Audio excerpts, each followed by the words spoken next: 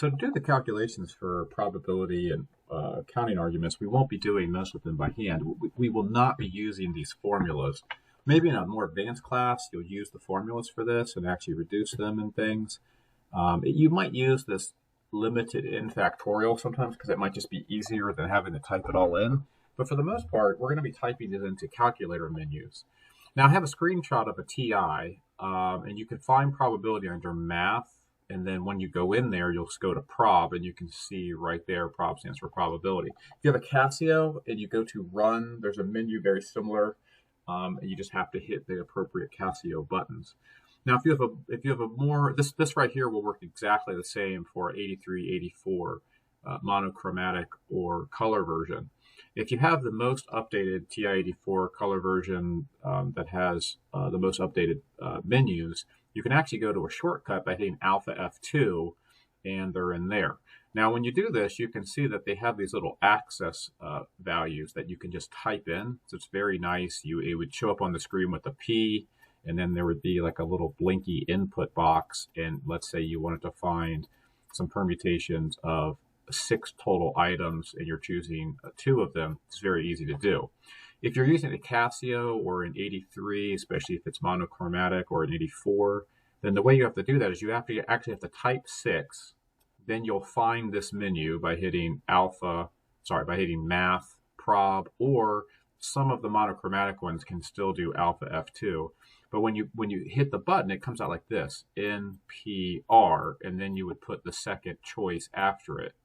And the calculator's programmed to know to put this in here when you hit enter. But you actually have to have this on your screen. Okay, all calculators, rather if they're older or newer, when you find the exclamation mark, otherwise known as factorial, you always have to put the number in. So if you wanted to do 3 factorial, you have to hit 3, and then you have to hit Alpha F2, and then choose choice 9, or scroll down to this, or hit math prob and you go to number 4, or if you have a Casio, you go to run and find the appropriate factorial from there. All right, so how do we do it on Desmos?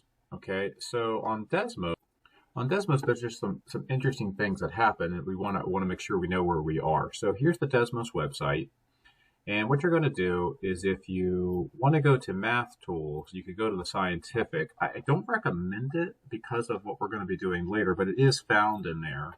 Right, if you go to the scientific calculator, it'll be found under some of the menus for function. Okay, right there, and they even have this there. However, in the world of statistics, we're going to frequently be using the graphing one. So you actually want to go to graphing, and then toggle the keyboard. Okay, when you toggle the keyboard, you're going to want to go to functions.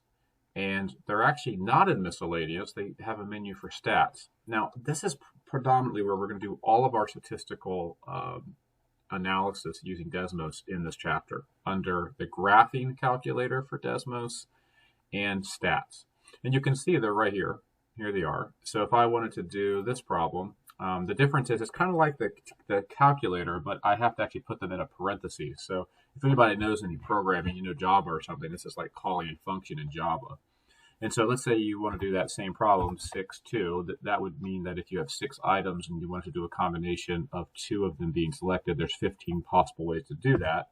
If you wanted to do the P one, you would come over here, and the permutation one would be a different number, obviously, because it's a different formula. There's more in a permutation than a combination. And for the factorial, you'll search high and low for that, right? You're going to look everywhere for that. You're not going to see it in here, which is kind of strange because it's in miscellaneous in the scientific calculator. It's nowhere to be found here. And the reason it's nowhere to be found is you can just use the exclamation mark on your keyboard. Remember, we had an earlier example in the definitions and terms that 3 factorial was 6. So I'm just hitting Shift 1 there, and you can see it. So they may add it. I mean, Desmos is constantly changing. So if you look around, you may find it later.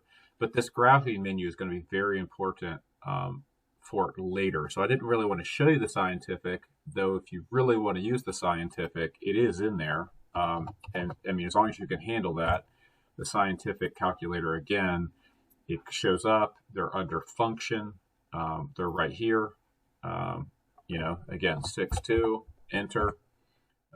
This one, same thing, different answer, different formula. And this one, ironically, does have this in it. So that would be what you would do there is you would just put in, 3 factorial.